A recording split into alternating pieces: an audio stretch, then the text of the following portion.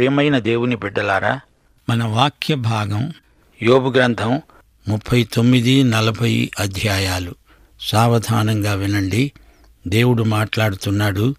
యోబు, నీకేం తెలుసునని ఇదంతా మాట్లాడుతున్నావు? అడవిలో కొండమేకలు ఈనే కాలం నీకు తెలుసా?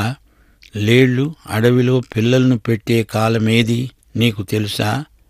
వాటి పిల్లలు తల్లులను విడిచి ఎటో వెళ్ళిపోతాయి. వాటి జాడ నీకు తెలుసా? ప్రియ శ్రోతలు, జీవితంలో మనకెన్ని సమస్యలు ఎదురవుతాయి. మన దృష్టి సమస్యల మీద కాదు, దేవుని మీద ఉండాలి. దేవుడు యోబును ఎన్నో ప్రశ్నలు అడిగాడు. జంతుశాస్త్రం మానవుడికి తెలుసా? ఎంత తెలుసు? దేవుడు అడిగిన ప్రశ్నలకు యోబు జవాబు చెప్పలేడు. చెప్పనక్కర్లేదు. యోబు దేవుని మాట వినాలి, అంతే. దేవుని నీతి న్యాయములు ఎన్నటికీ మారవు. దేవునికి పక్షపాతం లేదు. దేవుడు ఇచ్చింది, జరగనిచ్చింది మానవుడు కృతజ్ఞతతో స్వీకరించాలి. అరణ్యంలోని అడవిగాడిదలను, గురుపోతులను, నిప్పుకోడిని సృజించిన జ్ఞానం ఎంత గొప్పది! అడవి గుర్రాలు, డేగ, పక్షిరాజు ఇవన్నీ దేవుని సృష్టే. యోబు, నా సృష్టి పరిశీలనలో నీకేమి బోధపడింది? మన దేశంలో అడవుల్లో తిరిగే పక్షుల వేటగాండ్లకు 100 కొలది పక్షుల పేర్లు వచ్చు. పాటల రూపంలో పక్షుల జాబితా చెబుతారు. ఆరేడు, పూరేడు, అసలు పోలెగాడు, పచ్చమూతి కొంగ, పాముల నారిగాడు అంటూ వాటి పేర్లు ఏకరువు పెడతారు. అడవి జంతువులను మనము లెక్కించగలమా? ప్రియ విశ్వాసి, సర్వసృష్టికి కర్త దేవుడే. దేవుడు లేకపోతే ఈ సృష్టిలో క్రమమే ఉండదు, ఋతువులు ఉండవు, సృష్టిలో చలనమే ఉండదు. ఈ 39వ అధ్యాయంలో అంతా ఒక శ్రావ్యమైన పాటగా ధ్వనిస్తోంది. దేవుడు తన సృష్టిలోని విచిత్ర విశేషాలను యోబుకు తెలియచేస్తున్నాడు. యోబు సమస్యకు పరిష్కారంగా తన సృష్టి రహస్యాలను వివరిస్తున్నాడు. సగటు మానవుడు జీవితకాలమంతా పడే శ్రమ యోబు కొన్ని దినాలలోనే అనుభవించాడు. బాధ దుర్భరమనిపిస్తోంది. యోబు మనసు నిండా సమస్యలు. వాటికి దేవుడు జవాబు చెప్పటం లేదు. మర్మాలను తెలుసుకోవాలనే ఆశ కంటే దేవుణ్ణి ఎరిగి ఉండడం మేలు. యోబు బాధ మానసికం, శారీరకం. చర్మవ్యాధి బాధ పెడుతోంది. స్నేహితుల సూటిపోటీ మాటలతో అతని మనసెంతో గాయపడింది. భార్య తూలనాడుతోంది. పుండు మీద కారం చల్లినట్లనిపించింది. తన బాధలో సంధి ప్రేలాపనలుగా ఏమేమో అన్నాడు. గాని తన దేవుణ్ణి మాత్రం యోబు విడువలేదు. దేవుడు తనతో నేరుగా ఎందుకు మాట్లాడడు? దేవుని మౌనం యోబు బాధను రెట్టింపు చేసింది. ఇదంతా సైతాను నిర్వాకం అని యోబు ఎరగడు. తన శ్రమలకు కారణమేదో దేవుడు తనకు స్వయంగా చెప్పాలి. సరే, అతని ఆశ నెరవేరింది. దేవుడు తన సృష్టి వైభవాన్ని విడమరిచి చెబుతున్నాడు. దేవుడు అంటున్నాడు, యోబు, నీ శక్తి ఏపాటిది? నీ జ్ఞానం ఎంత? నీవు ఈ విశ్వమంతటినీ నడిపించగలవా? దేవుడు ఇదంతా చెబుతున్నాడు గాని నీతిమంతుడికి ఎందుకు శ్రమలొస్తాయో కారణం చెప్పటం లేదు. దేవుని బిడ్డలారా, వింటున్నారా? యోబుకు కావలసింది దేవుడు. తన ప్రశ్నలకు జవాబు రాకపోయినా యోబుకు దేవుడున్నాడు. అది చాలు. సైతాను దేవుణ్ణి సవాలు చేశాడు. యోబు చేత పాపం చేయిస్తానన్నాడు గాని సైతానే ఓడిపోయాడు. ఎన్ని శ్రమలు వచ్చిపడ్డా యోబు విశ్వాసము ఏమాత్రమూ సడలలేదు. యోబు గాని అతని స్నేహితులు గాని దేవుణ్ణి గురించి చెప్పిన మాటలు వారి అజ్ఞానాన్ని బయలుపరిచాయి. యోబు స్నేహితులకు గర్వభంగమైంది. యోబు తన విశ్వాస పరీక్షలో గెలిచాడు. నోవహు, దానియేలు, యోబు అనే నీతిమంతులు ముగ్గురు వాక్యంలో చిరస్థాయిగా నిలిచిపోయారు. యోబు తాను కోల్పోయిన దానికి రెట్టింపును పొందిన విజేత. యోబు స్నేహితులు తమ వేదాంత ధోరణిలో ఏమేమో మాట్లాడారు. గాని దేవుని చిత్తానికి సంపూర్ణ వివరణ ఇవ్వలేకపోయారు. శ్రమలు దేవుని బిడ్డల ఆధ్యాత్మిక పరిశ్రమలు. దేవుడు నాకెందుకిలా చేశాడు అని తలపోసుకొని వలపోసుకునే కంటే దేవుడేమై ఉన్నాడు అనే ధ్యానం మనకెంతో మేలు. యోబు గ్రంథం అనేక ప్రశ్నలను రేపుతుంది. ఈ ప్రశ్నలకు జవాబులు కొత్త నిబంధనలోనే దొరుకుతాయి. క్రీస్తునందు యోబు ప్రశ్నలకు జవాబులున్నాయి. యోబు సమస్యలకు పరిష్కారమున్నది. యోబు గ్రంథంలో 6 ముఖ్య ప్రశ్నలున్నాయి. 1. దేవునితో నాకు వ్యాజ్యమున్నది. మా ఇద్దరి మధ్య ఉండి మా ఇద్దరిపై చేయి ఉంచదగ్గ మధ్యవర్తి లేడు అని యోబు అంటే 1 తిమోతి 2:5 అంటోంది. దేవుడొక్కడే, దేవునికి నరులకు మధ్యవర్తి ఒక్కడే, ఆయనే యేసుక్రీస్తు అనే నరుడు. 2వ ప్రశ్న, మరణమైన తరువాత నరులు బ్రతుకుతారా? దీనికి జవాబు యోహాను సువార్త 11:25. యేసు అన్నాడు, పునరుత్థానమును జీవమును నేనే. నాయందు విశ్వాసముంచేవాడు చనిపోయినా బ్రతుకుతాడు. 3వ ప్రశ్న, నాకు సాక్షి అయినవాడు పరలోకంలో ఉన్నాడు. నా పక్షముగా సాక్ష్యము పలికేవాడు పరమందున్నాడు. దీనికి నెరవేర్పు హెబ్రీ పత్రిక 9:24. హస్తకృతమైన పరిశుద్ధ స్థలములో ఆయన ప్రవేశించలేదు గాని ఇప్పుడు మన కొరకు దేవుని సముఖమందు కనపడడానికి పరలోకములో ప్రవేశించాడు. 4వ ప్రశ్న, నా విమోచకుడు సజీవుడని తరువాత ఆయన భూమి మీద నిలుస్తాడని నేనెరుగుదును. దీనికి నెరవేర్పు హెబ్రీ పత్రిక 7:24-25. యేసుక్రీస్తు నిరంతరము ఉన్నవాడు గనుక మార్పు లేక యాజకత్వము గలవాడయ్యాడు. ఈయన తన ద్వారా దేవుని వద్దకు వచ్చేవారి పక్షముగా విజ్ఞాపన చేయడానికి నిరంతరము జీవిస్తున్నాడు గనుక వారిని సంపూర్ణముగా రక్షించడానికి శక్తిమంతుడై ఉన్నాడు. ఇక 5వ ప్రశ్న, ఆయన నివాస స్థానము వద్ద నేను చేరేటట్లు ఆయనను నేను ఎక్కడ కనుగొంటానో అది నాకు తెలియబడునుగాక. ఆయన సన్నిధిని నేను వ్యాజ్యమును విశదపరుస్తాను, వాదములతో నా నోరు నింపుకుంటాను. ఆయన నాకు ప్రత్యుత్తరముగా ఏమి పలుకుతాడు అని నేను తెలుసుకుంటాను. ఆయన నాతో పలికే మాటలను గ్రహిస్తాను. దీనికి జవాబు యోహాను సువార్త 14:9 ఉంది. యేసు అన్నాడు, నేను ఇంతకాలము మీ వద్ద ఉండినా నీవు నన్ను ఎరుగవా? నన్ను చూచినవాడు తండ్రిని చూచి ఉన్నాడు. ఇక 6వ ప్రశ్న, యోబు గ్రంథం 40:4-5 చిత్తగించు, నేను నీచుణ్ణి, నేను నీకు ఏమని ప్రత్యుత్తరమిస్తాను? నా నోటి మీద చెయ్యి పెట్టుకుంటాను. ఒకమారు మాట్లాడాను, నేను మరల నోరెత్తను. 2 మార్లు మాట్లాడాను, ఇక పలకను. దీనికి జవాబు మత్తయి సువార్త 16:26 ఉంది. ఒక మనుష్యుడు లోకమంతా సంపాదించుకొని తన ప్రాణమును పోగొట్టుకుంటే అతనికేమి ప్రయోజనము? ఒక మనుష్యుడు తన ప్రాణమునకు ప్రతిగా ఏమి ఇవ్వగలడు? అయితే దేవుడు లోకమునెంతో ప్రేమించి లోకానికి తన అద్వితీయ కుమారుణ్ణి ఇచ్చాడు. శ్రమబాధితులైన విశ్వాసులారా, దేవుడు పెట్టే విశ్వాస పరీక్షలో గెలవండి. ఆత్మ పరీక్ష చేసుకోండి. కొన్ని శ్రమలు మానవులందరికీ వస్తాయి. వాటి ఎడల దేవుని బిడ్డలకు సరైన వైఖరి ఉండాలి. నీకు అర్థం కానప్పుడు అధిక విశ్వాసాన్ని అమలుపరుచుకోవాలి.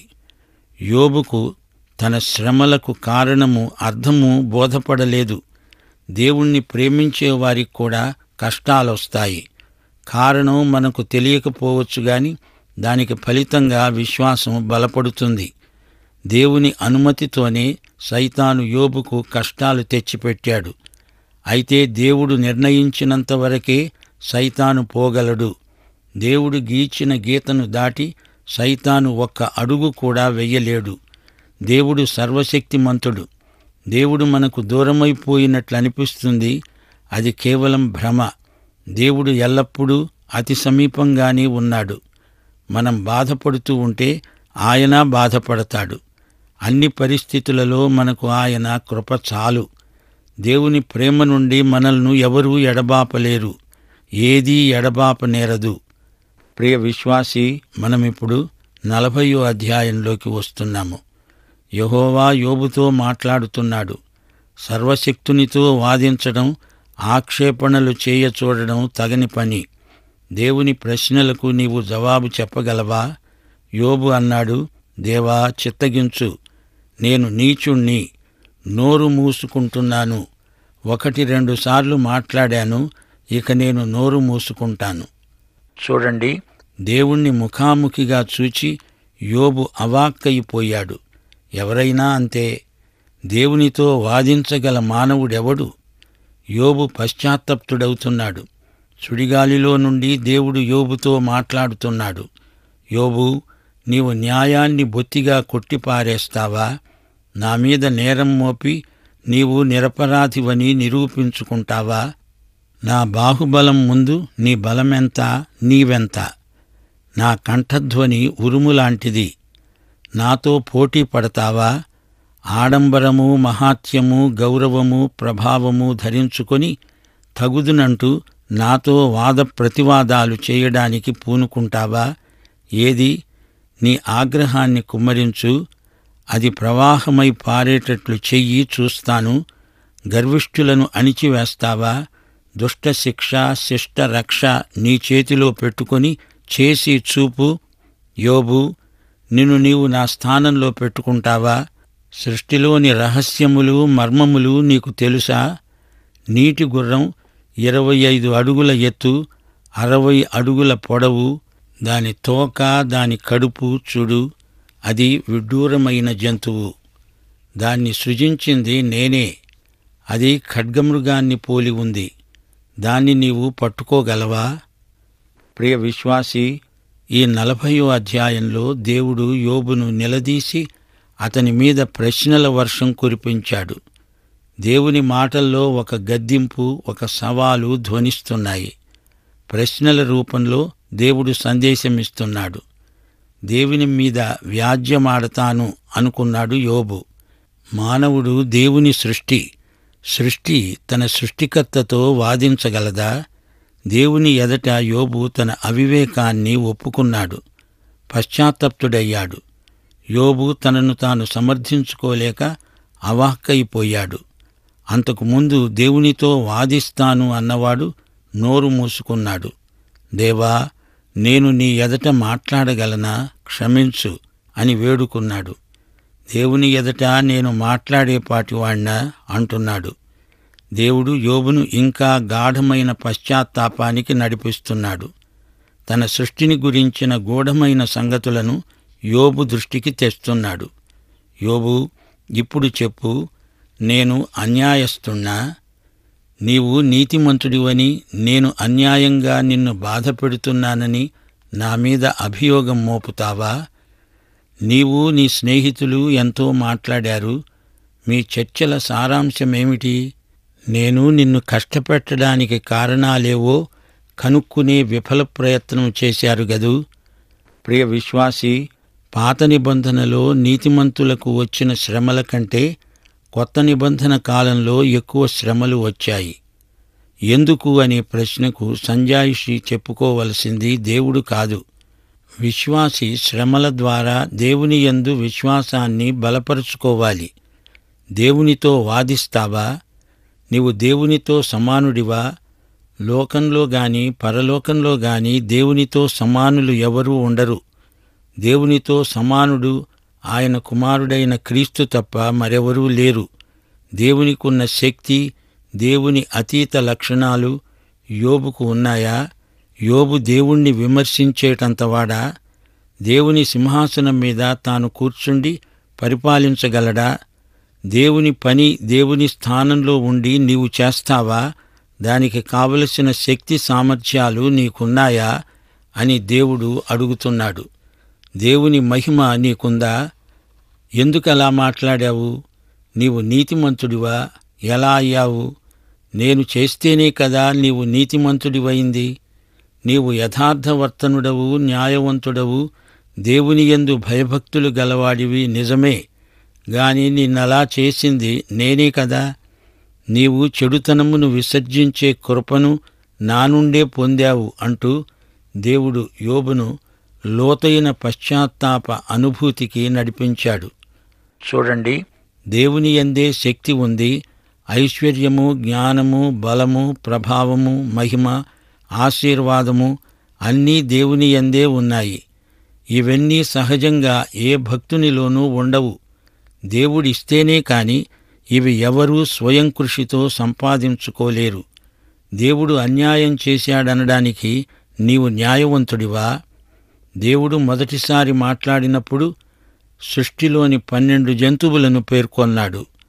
కొండమేకలు, లేళ్లు, అడవిగాడిదే, గురుపోతు, నిప్పుకోడి, గుర్రము, పక్షిరాజు, డేగ, ఎద్దు, మిడత, నీటి గుర్రం, మకరం. దేవుడు రెండోసారి మాట్లాడుతూ 2 జంతువులను గురించి ఎక్కువగా వివరాలు చెప్పాడు. నీటి గుర్రం, మకరం అనే ఈ రెండిటి విచిత్ర వివరాలు దేవుడు పేర్కొన్నాడు.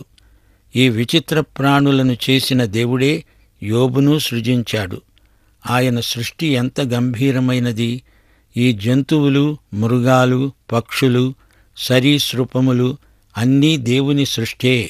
మకరము మరీ విచిత్రమైన సృష్టి. దేవుడు చెప్పిన ఈ నీటి గుర్రాలు మనకు ఎక్కడా ఇప్పుడు కనబడవు. ఇవి అంతరించిపోయాయి. తవ్వకాలలో ఇట్టి జంతువుల ఎముకలు దొరికాయి. ఇంచుమించు ఇది ఏనుగంత పరిమాణంలో ఉండవచ్చు. 15వ వచనం దేవుడంటున్నాడు, నేను చేసిన నీటి గుర్రాన్ని నీవు చూచావు గదా, ఎద్దువలే అది గడ్డి మేస్తుంది. దేవుడు ఈ జంతువును సృజించి ఆదాము కాలంలో ఏదెను తోటలో ఉంచాడేమో. దీని శక్తి నడుములో ఉంది. దాని బలము దాని కడుపు నరములలో ఉంది. దేవదారు చెట్టు కొమ్మ వంగినట్లు అది తోకను వంచుతుంది. దాని తొడ నరములు దిట్టంగా సంధించబడి ఉన్నాయి. దాని ఎముకలు ఇత్తడి గొట్టముల వలె ఉన్నాయి. దాని ప్రక్కటెముకలు ఇనుప కమ్ముల వలె ఉన్నాయి. దేవుడినైన నేను సృష్టించిన ప్రాణులలో ఇది ఎంతో గొప్పది. దాన్ని సృజించిన నేనే దానికి ఒక ఖడ్గమును అమర్చాను. అనగా ఈ నీటి గుర్రము ఖడ్గమృగము లాంటిది. పర్వతాలలో మొలిచిన గడ్డిని అది మేస్తుంది. అరణ్య జంతువులన్నీ అక్కడ ఆడుకుంటాయి. తామర చెట్ల క్రింద జమ్ముగడ్డి మరుగున పర్రలో అది పండుకుంటుంది. తామర చెట్టు నీడలో అది విశ్రమిస్తుంది. నదిలోని నిరవంజి చెట్లు దాని చుట్టుకొని ఉంటాయి. నదీ ప్రవాహము పొంగి పొరలినా అది భయపడదు. యోర్దాను వంటి ప్రవాహము పొంగి దాని నోటి వద్దకు వచ్చినా అది ధైర్యము విడువదు. అది చూస్తూ ఉండగా ఎవడైనా దాన్ని పట్టగలడా? యోబు, దాన్ని నీవు పట్టగలవా? ఉరి ఒడ్డి దాని ముక్కుకు సూత్రం వేయగలవా? ప్రియ విశ్వాసులారా, గ్రహించండి. దేవుడు మొదటిసారి మాట్లాడినప్పుడు యోబులో గొప్ప పరివర్తన వచ్చింది. దేవుని మీద వ్యాజ్యమాడే బుద్ధి నైతికంగా అపచారమని గ్రహించాడు. సర్వసృష్టిలో దేవుడు ఏర్పరచిన క్రమము, దేవుని అధికారము, సృష్టికర్తగా దేవునికి ఉన్న హక్కు తిరుగులేనివి. వాటిని ఎవరూ ధిక్కరించజాలరు. దేవుని మాటలకు యోబు స్నేహితుల ఉపన్యాసాలకు ఎంతో వ్యత్యాసముంది. వారి వేదాంతం వల్ల యోబుకు ఏమాత్రమూ ఆదరణ కలగలేదు. వారి తర్కము, హేతువాదము కేవలం మానసిక వ్యాయామం. అందులో ఆధ్యాత్మిక విలువలు తక్కువ. వారి డాంబికం ఎక్కువగా కనిపించింది. దేవుని సార్వభౌమత్వానికి ఎదురు లేదు. రోమాపత్రిక 9వ అధ్యాయం 20వ వచనంలో పౌలన్నాడు, ఓ మనుష్యుడా, దేవునికి ఎదురు చెప్పడానికి నీవెవడవు? నన్నెందుకు ఇలాగు చేశావు అని రూపింపబడినది రూపించిన వానితో చెబుతుందా? దేవునికి తన సృష్టిపై సమస్తాధికారము ఉంది. దానిని కాదనగలవాడెవడు? ఇదే ఈ పాఠంలోని సారాంశం. రోమాపత్రిక 1వ అధ్యాయం 20వ వచనంలో పౌలన్నాడు, ఆయన అదృశ్య లక్షణాలు అనగా ఆయన నిత్యశక్తి, దేవత్వము, జగదుత్పత్తి మొదలుకొని సృష్టింపబడిన వస్తువులను ఆలోచించడము వలన తేటపడుతున్నవి గనుక వారు నిరుత్తరులై ఉన్నారు. ఈ రోజున శాస్త్రీయ జ్ఞానం అభివృద్ధి చెందింది అనుకొని మానవుడు దేవుణ్ణి ధిక్కరిస్తే దేవుడు యోబును అడిగినట్లే ప్రశ్నలు అడగాల్సి వస్తుంది. వాటిని ఈ మేధావులు, శాస్త్రజ్ఞులు విని జవాబు చెప్పమనండి. చెప్పగలరా? కంప్యూటర్లు, అంతరిక్షయాత్ర ఇవన్నీ దేవుడు లేని మనిషికి తీర్పు తీరుస్తాయి. ఆధునిక యోబులకు ఈ పాఠంలో గొప్ప హెచ్చరిక ఉంది. నీవే ఒక యోబు అనుకో. నేటి నీ సమస్యల దృష్ట్యా దేవుణ్ణి ఏమంటావు? ఆయన మీద నేరం మోపే ప్రయత్నం చేస్తావా? యోబు ప్రశ్నలు అడగడం మానేశాడు. దేవుడడిగిన ప్రశ్నలకు అతనికి జవాబు లేదు. దేవుణ్ణి ముఖాముఖిగా చూచినప్పుడు అతనికి జ్ఞానోదయమైంది. దేవునికి స్తోత్రం. ప్రియ విశ్వాసులారా, వింటున్నారా? యోబు గ్రంథం బాధ అనే అంశానికి వాచక పుస్తకం లాంటిది. బాధ అనేది అక్షరాల మానవ సమస్య. నీతిమంతులకు శ్రమలొస్తాయా? ఎందుకొస్తాయి? ఈ ప్రశ్నలు పాత కొత్త నిబంధనల్లో మానవులు అడుగుతూనే ఉన్నారు. యోబు అడిగాడు. నా శరీరంలో ఈ ముల్లెందుకుంది అని పౌలు కూడా అడిగాడు. హెబ్రీ పత్రిక 11వ అధ్యాయంలోని విశ్వాస వీరులందరూ ఇదే ప్రశ్న అడిగారు. యోబుకు సరైన ప్రేరణ ఉంది. బాధాసహనం దేవుడు అతనికిచ్చిన సామర్థ్యం. ఎన్నెన్నో నష్టాలు వరుసగా అతని మీదికి వచ్చిపడ్డాయి. అతనికున్నదంతా, చివరికి ఆరోగ్యం కూడా పోయింది. అయితే యోబు తన విశ్వాసాన్ని కోల్పోలేదు. ఇలాంటి అనుభవాల ఒత్తిడిని తట్టుకొని నిలవాలంటే అది దేవుని కృపే. ఇలాంటి పరిస్థితుల్లో ఉన్నవారికి యోబు గ్రంథం ఎంతో వెలుగు. యోబు స్నేహితుల మాటలు ఓదార్పునకు బదులు ఇంకా బాధనే కలిగించాయి. యోబు స్నేహితులు ముగ్గురు, ఎలీఫజు, బిల్దదు, జోఫరు. వారు యోబును చూచి కలవరపడ్డారు. 7 రాత్రింబగళ్ళు మౌనంగా ఉండి అతణ్ణి అలాగే గమనిస్తూ ఉండిపోయారు. అలా వారు మౌనంగా ఉన్నా బాగుండేది. వారు మాట్లాడడం మొదలుపెట్టారు. యోబు శ్రమలను విశ్లేషించి దాని మూల కారణాన్ని చర్చించటం మొదలుపెట్టారు. యోబు కష్టాలకు కారణం అతని పాపమే అని ఒకడంటే, అతడు పశ్చాత్తప్తుడవ్వాలి అని మరొకని సలహా. ఎలీహు అనే యువ వేదాంతి వారి మధ్యనే ఉన్నాడు.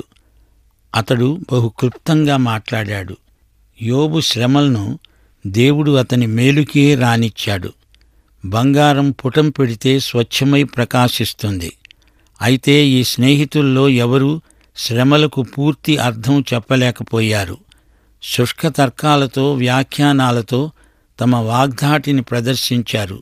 దేవుడు ఇదంతా గమనిస్తూనే ఉన్నాడు. యోహాను సువార్త 9వ అధ్యాయంలో పుట్టుగుడ్డివాణ్ణి గురించి ప్రభువు ఏమన్నాడు? వీడు గుడ్డివాడై పుట్టడానికి వీడు గాని వీని తల్లిదండ్రులు కాని పాపం చేయలేదు. వీడు ఎందుకు గుడ్డివాడో కారణం నేను మీకు చెప్పను. మీరు తెలుసుకోవాల్సిన అవసరం లేదు. దేవుని క్రియలు వీని యందు ప్రత్యక్షపడాలి అంటే, శిష్యులారా, మీరు ఇతని కండ్లు తెరవాలి. అంతేకాని మరుగైన సత్యాలను చర్చిస్తూ గుడ్డివాణ్ణి అలాగే వదిలేస్తారా? నీ సౌశీల్యాన్ని మెరుగుపరచడానికి యోబులాంటి శ్రమలు అందరికీ రావాలని ఎక్కడా లేదు. సంగతులు మరుగు చేయటం దేవునికి ఘనత. శ్రమలు కావాలని తెచ్చిపెట్టుకోవద్దు. శ్రమలొస్తే యోబు చరిత్ర మనకు ప్రయోగాత్మక పాఠమవుతుంది. నీ శ్రమలలో దేవుడే నీతో మాట్లాడతాడు. దేవుడు యోబుతో మాట్లాడాడు. దేవుని మాటలు ఒక్క యోబుకే కాదు, మనందరికీ వర్తిస్తాయి. ప్రియ విశ్వాసి, యోబు యొక్క దేవుడే నీ దేవుడు, నా దేవుడు. ఆయనే యేసుక్రీస్తు. ఈ యేసుక్రీస్తును నీ స్వకీయ రక్షకుడుగా ఎరుగుదువా? అయితే ఈ పాఠం నీకోసమే. పాఠం ఇంతటితో సమాప్తం. మన ప్రభువైన యేసుక్రీస్తు వారి దివ్యకృప, తండ్రి అయిన దేవుని పరమ ప్రేమ, పరిశుద్ధాత్మ యొక్క అన్యోన్య సహవాసము మనకందరికీ సదాకాలము తోడై ఉండునుగాక. ఆమేన్.